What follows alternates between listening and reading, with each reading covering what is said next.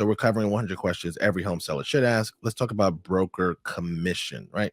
So the broker commission is just a percent of the sales price paid to the real estate agent. The way a typical transaction works, the listing agent actually negotiates the commission for the entire transaction. The listing agent will then get the seller to agree to pay this commission, and this fee is paid out at the closing, at the time of closing, right? Commission, this fee is then split between the listing agent and the buyer's agent. Okay, so there is one fee negotiated by the listing agent. Then that fee is then split between the listing agent and the buyer's agent. Now, there are some lawsuits right now around brokers' commission that will probably change commission in the future. But as of right now, this is the current system. Yes, I know that. Why is the seller's agent negotiating the commission for the buyer's agent? That's just the way it is right now. Okay, right now. In the future, we could definitely see brokers' commissions where the seller pays the seller's agent and then the buyer pays the buyer's agent, but that's not the case right now, right? So we already talked about like who pays the commission. The commission is determined by the agent. Now, with the commission isn't split evenly. The listing agent gets to determine that. In Northern Virginia, on our contract, you actually have to disclose to the seller how you're going to split that commission. Like I mentioned earlier in the show, I used to sell real estate in New Orleans. In New Orleans, we didn't have to disclose to the seller how we were going to split the commission with the buyer, which the buyer's agent, which sometimes led to listing agents not splitting the commission 50-50. That is more or less like an industry standard, but every agent kind of runs their business differently, right? So commonly that commission is split 50-50. Is the commission negotiable is a common question, and the answer is yes. So there are no fixed commissions, but certain agents have how much they will actually charge their clients. So every agent is an independent contractor underneath the brokerage. So the brokerage can't set the commission. So the agent that you're using is quote unquote a member or affiliated with that brokerage. That agent runs a individual business inside of that brokerage.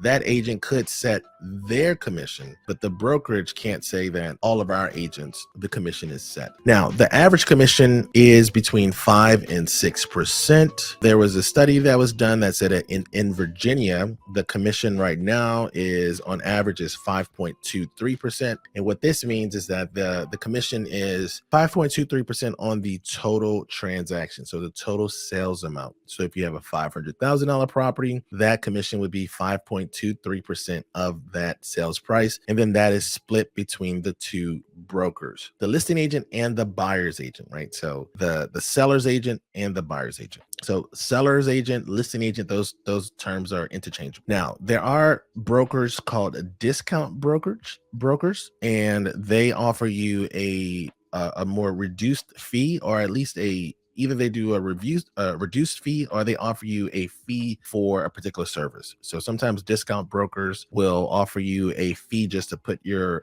property into the MLS, and then they'll charge you incremental fees for different services. So almost like an add-on package, like going to the car wash, right? So you go to a car wash and you could either get the wax job or you could just get the basic wash. That's how discount brokerages work, a lot of them, right? So a lot of them will offer you more upgrades, and then if you add too many upgrades, it'll be the same price as a normal or a quote unquote full service brokerage. Now, a full service brokerage, which is the second type, are the more common type. Full service brokerage is the common type, and a full service brokerage, they just handle all of the marketing process. So from A to Z, this is the person that you'll use. This person most likely has contractors. They also have a list of vendors that you could use.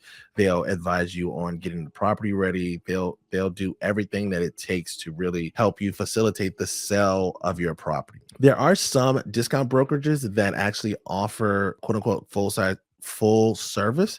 So the idea that discount brokerage means that you're going to get a discount is really something from the past and no longer really relevant, right? So a discount brokerage, I would say it was more or less language that was put in place to kind of differentiate between the two types of services, but you could very well get similar services from both. Where does the commission go? So we already kind of talked about the split between the two agents. So if you have a 6% commission, 3% to the listing side, 3% to the selling side. Selling is, in this instance, is the buyer's agent, right? And then the listing is the seller's agent. So I know we use selling agent, and sometimes that gets confusing. Like, what does that mean, selling? But just think, when you see selling agent, that means the buyer's agent, right? Some agents will say that when they are talking about the commission and trying to substantiate why their commission is X amount of, they'll try to break down the percentages in a structure or in a manner that you will understand. So one of the things they'll say is, I'm charging you X percent because a percentage of my commission goes to the brokerage, another percent goes to marketing the home, and then another percent goes to my pockets, right? So my take home pay. This isn't necessarily true, but the concept is really to try to make you understand, or at least appreciate, the service that is being offered. On our end, the way we look at selling properties is our marketing expense isn't really any of your business, because you're really hiring us to do a certain task. And so as long as we are going to execute that task, it doesn't really make sense to give you an itemized list of charges, because if that was the case, we would have to move into like a billable hours type of format, where every time you called us, we would make a note. Every time we sent out a correspondence on your behalf, we would make a note, and we would charge you at the end of that process. Since agents are a commission-based sales job, we don't have to do these itemized sales. All right, so before we get into the questions part, a couple things that the book mentioned that are not on the slides is when you're in a situation where an agent is charging you more commission than you believe that they are supposed to, or that you're comfortable with, you should know that most agents do business through relationships. And since they do business through relationships, a lot of people don't feel comfortable negotiating with people that are quote unquote friends, right? And so agents do a very good job of kind of confusing or muddying the waters between a business relationship and a personal relationship. That is really done on purpose, so that you do not have the same interest in negotiating on your behalf, right? So just keep that in mind. We sometimes see people who negotiate much higher commissions that are normal, and a lot of times those people are able to get those higher commissions, because they have a stronger relationship with the client. Now, this isn't to say that this person isn't worth the commission. This is just to let you know that commissions are negotiable. And if you feel like you're in a situation where the commission is higher, it makes sense to say something. So say something, let the agent that you're working with know that you would want to negotiate. Is negotiated an option? How much could you do this for?